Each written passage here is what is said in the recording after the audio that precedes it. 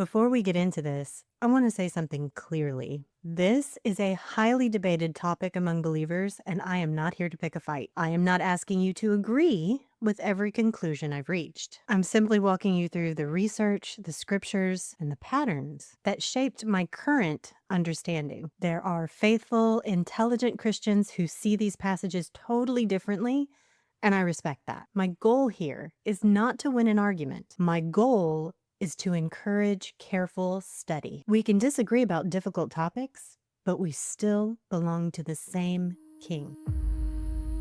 The Millennial Kingdom is my favorite subject in scripture right now. I was first enticed by the details of the Millennial Kingdom when I was going through the Bible looking for nutritional references. I kept seeing specific foods being mentioned during the kingdom period. Food tied so many of these scriptures together. So my nutrition study gave birth to the kingdom study. And it's not just specific foods, it's geography, politics, medicine, and a new rule of law.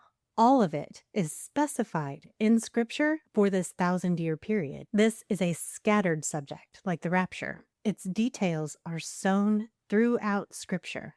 I can't point you to any one passage that contains a complete kingdom description, and he doesn't warn you when he switches gears into kingdom passages. Context is key, especially in Isaiah.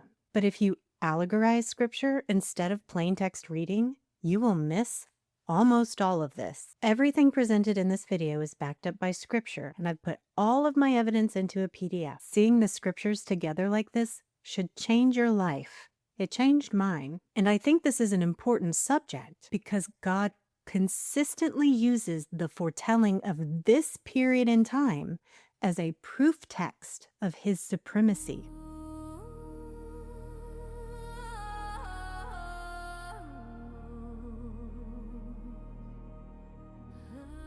Again and again, God points to kingdom events as proof that he is God.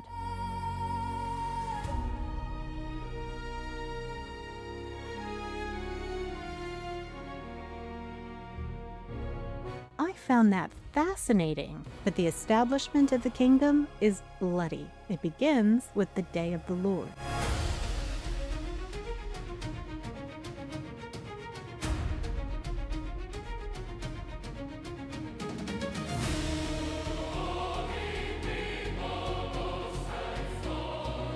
And that specific day comes at the end of the tribulation, when Jerusalem is attacked and conquered.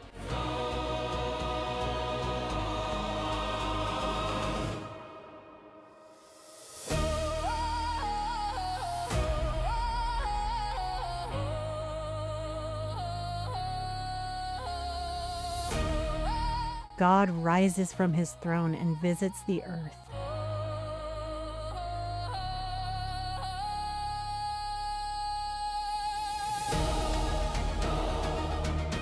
And the people of the earth try to hide in caverns and holes to escape him.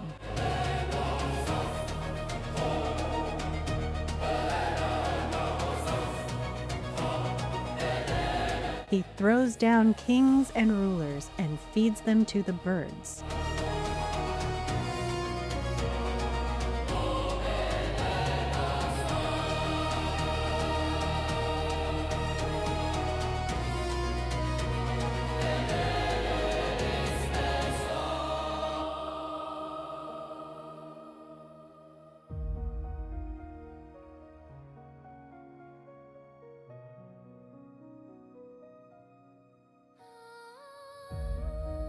He rescues his people in Jerusalem.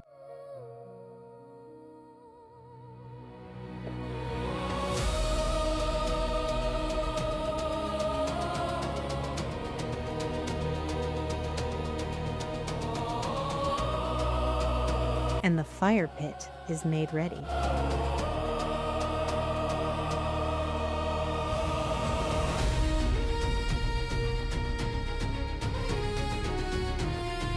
The beast and the false prophet are thrown into the furnace or fire pit for 1,000 years.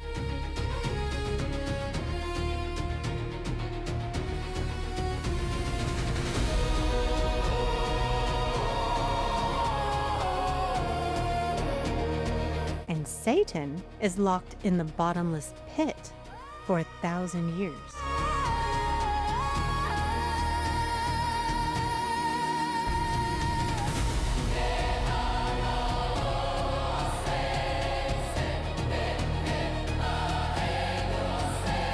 All of Israel will worship Jesus as king.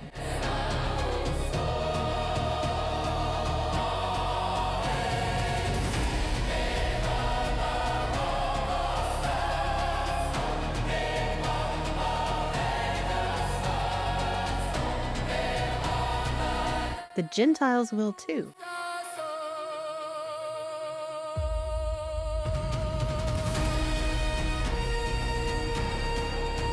One kingdom, one king. In fact, every knee will bow and every tongue will confess that Jesus Christ is Lord.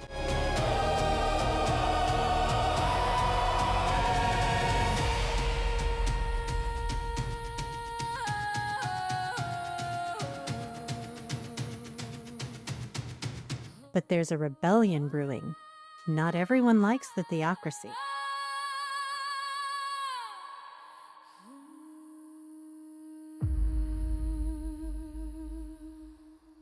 Ezekiel 38 and 39 appear to be placed at the beginning of the kingdom, as only at that time the land would be at rest and free from war.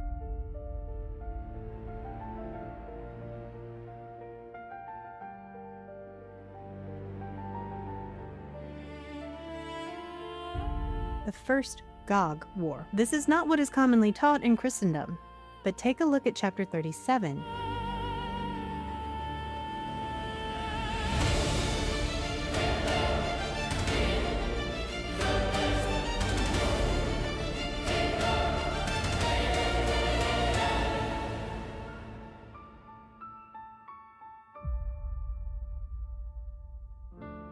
It's the resurrection, and David begins to rule.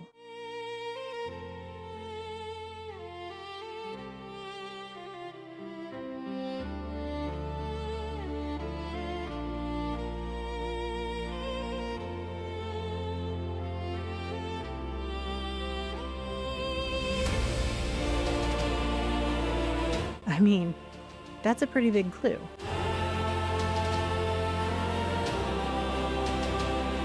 The fulfillment of these kingdom prophecies is tied to God putting His Spirit in His people.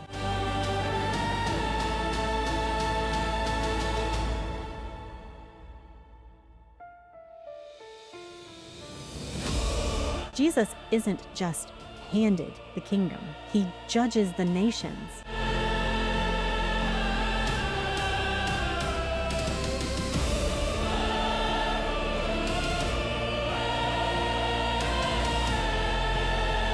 He comes and treads the winepress of His wrath, splattering His clothes with the blood of His enemies.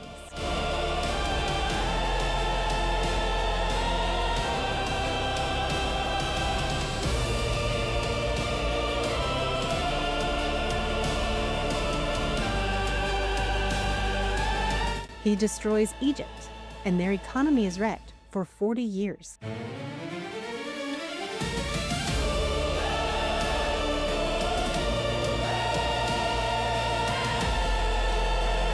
And there will be no more war for that 1,000-year period.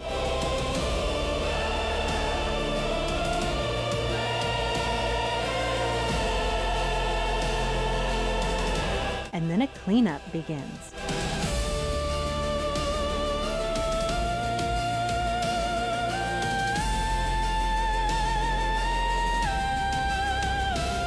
Jesus establishes His throne on Mount Zion atop the destruction of Jerusalem.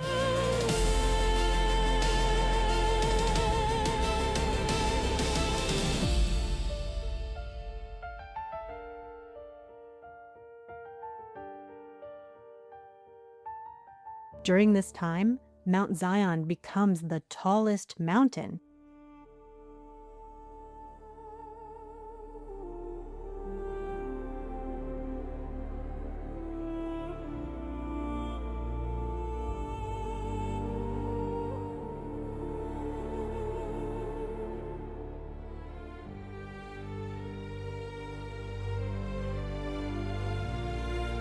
and there's an enormous temple built by Jesus at the top of it.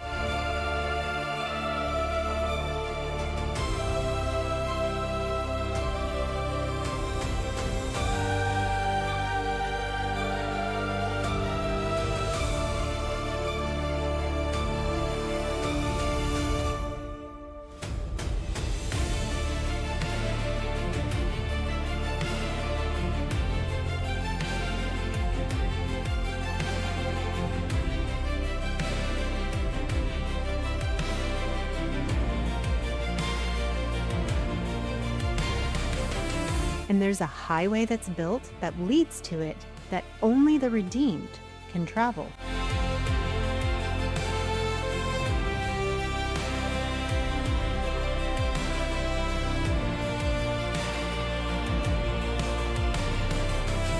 Nations will stream to Zion, both Israelites and Gentiles.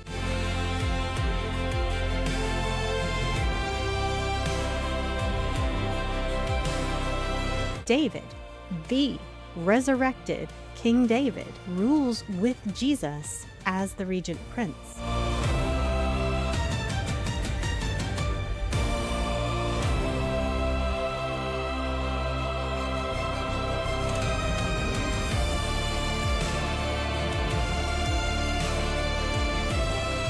So the first resurrection is fully complete.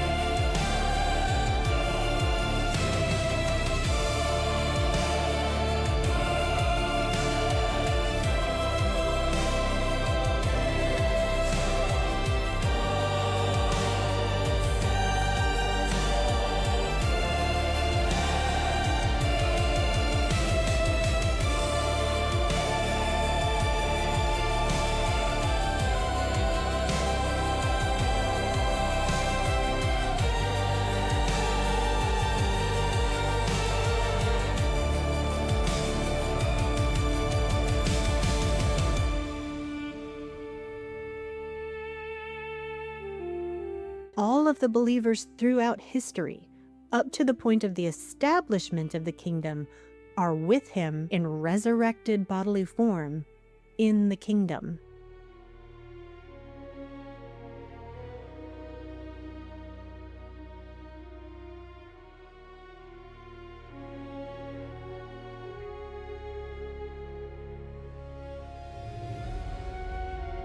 And now, Jesus rules with a rod of iron.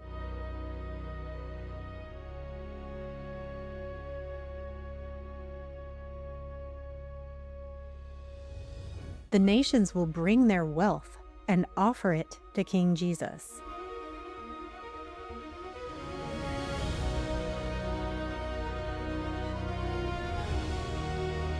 And Israel will never again be despised or dispersed.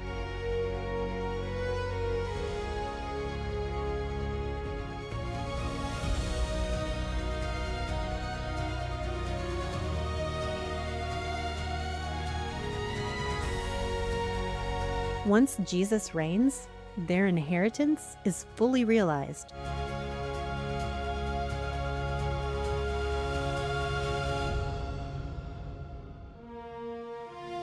And a celebration takes place.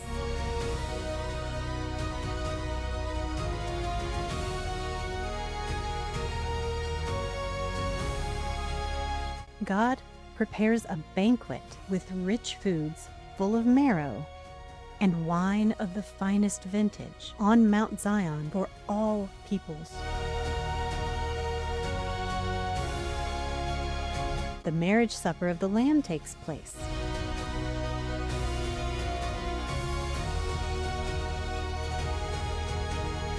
It may be the same event, but it might not be. During this time, the light of the moon becomes brighter because the sun becomes 7 times brighter.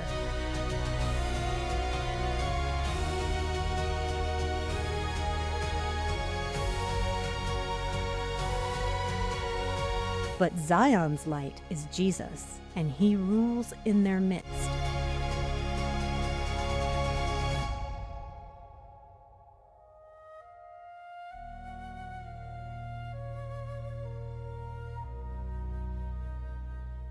Zion is particularly blessed, and the people there live in safety and abundance.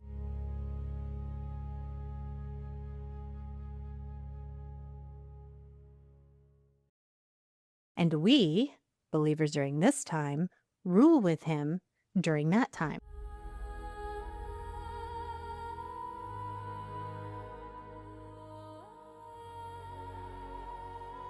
And we will be in our resurrected bodies on earth. He turns fasting into feasting and sorrow into joy during this time.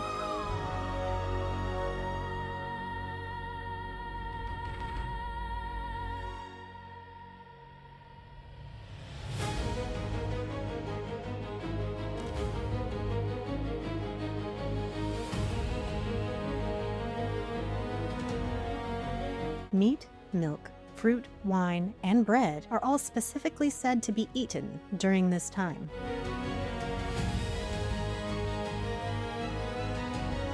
On Mount Zion, the animals become docile, and even the meat eaters become herbivores, but it's specific to Mount Zion. So I can't build a case for the whole world being like that, but it's specific to Mount Zion.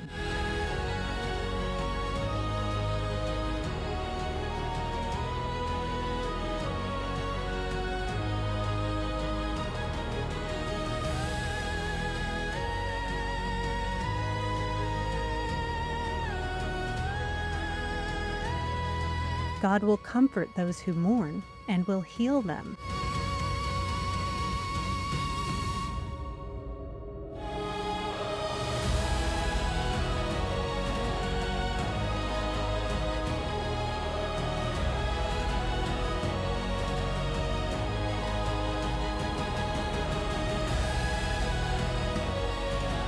The temple sacrificial system reemerges, but it is different than the previous Levitical system.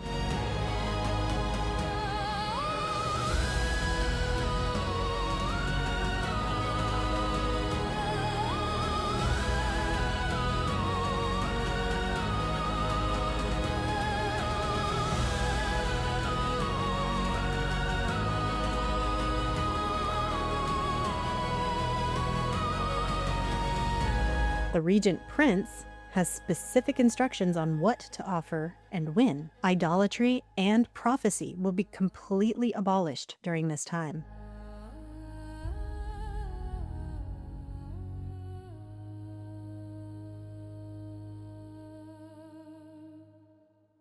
The river of life flows from the temple, healing the Mediterranean and the Dead Sea.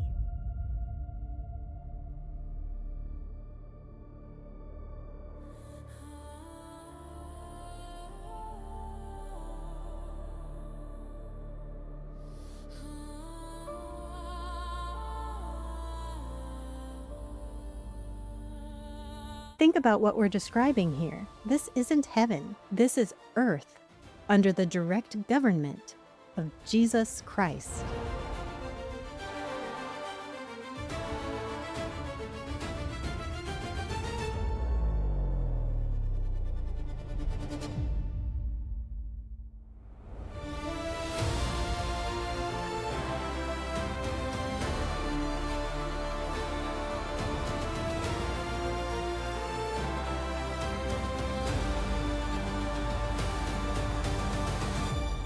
Jacob, or genetic Israel, is most definitely the focus of the kingdom age.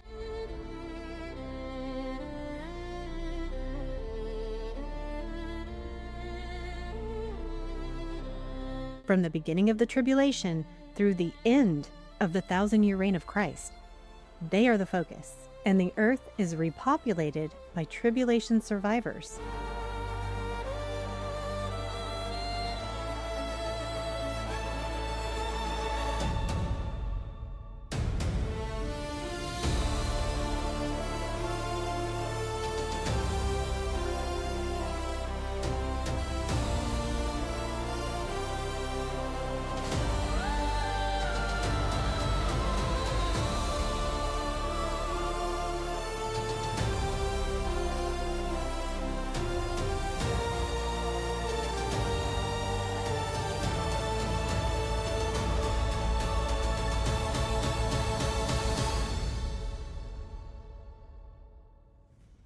So the kingdom isn't full of only resurrected and glorified saints. There are also earthbound humans who remain during this time.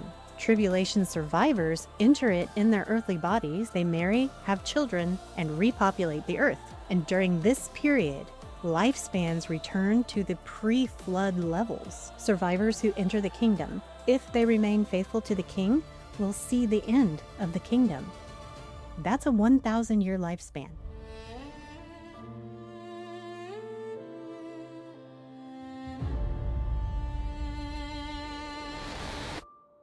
And it says if you only live to 100 years, you'll be considered accursed and having died as a youth.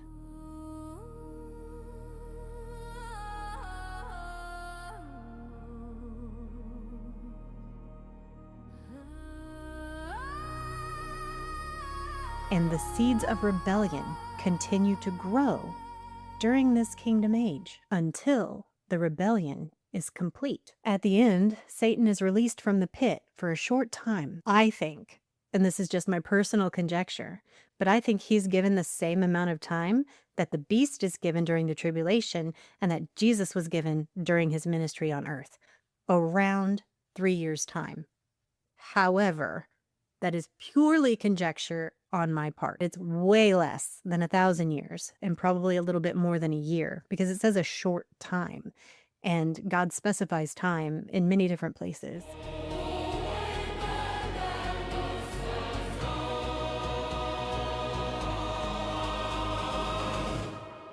So if the kingdom lasts for 1,000 years and Satan is released for a short time, then it must be significantly shorter than 1,000 years. But he's released for a short time, at any rate, and the final rebellion happens. So Satan rallies his forces that are around during that time to battle God.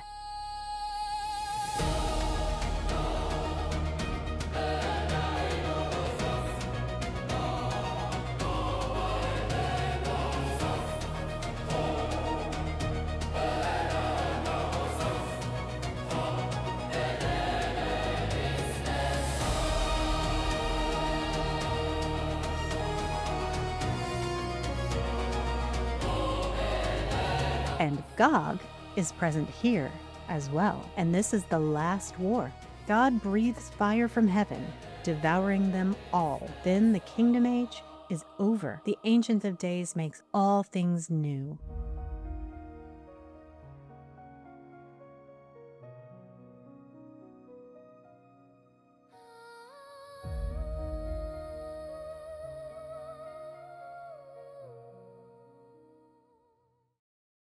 Everyone who hasn't been judged yet is now judged.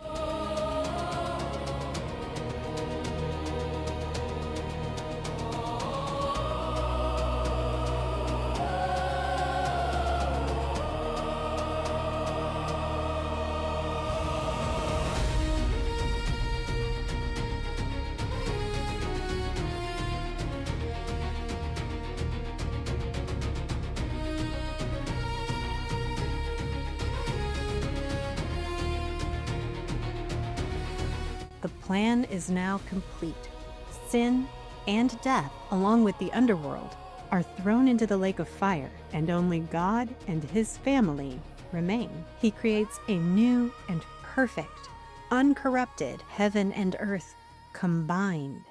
And this is where we spend eternity.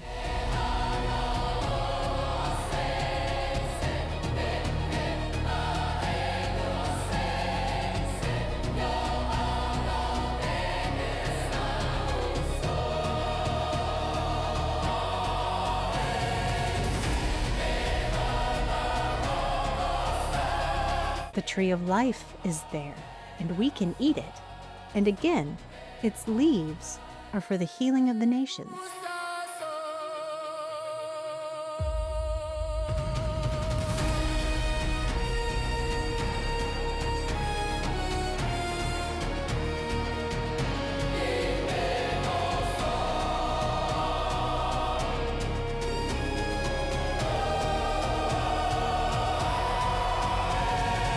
It's a return to Eden.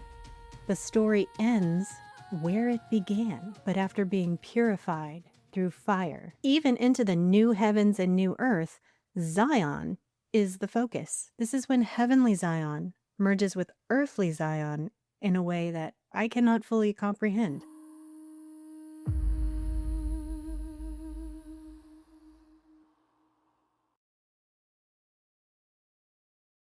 And I'm telling you, this is a lot to study, but it is so interesting. The more I studied these passages, the more questions I had. What would it actually feel like to live in that world? What would it be like for ordinary flesh people to live under the direct rule of Jesus? Those questions eventually led to a novel. It's called The Way of Holiness, and I've put a link in the description if you want to check it out, along with the PDF. And I usually don't promote the PDFs so much, but I highly recommend it for this topic. It's 144 pages long, and it took me a while to gather them all.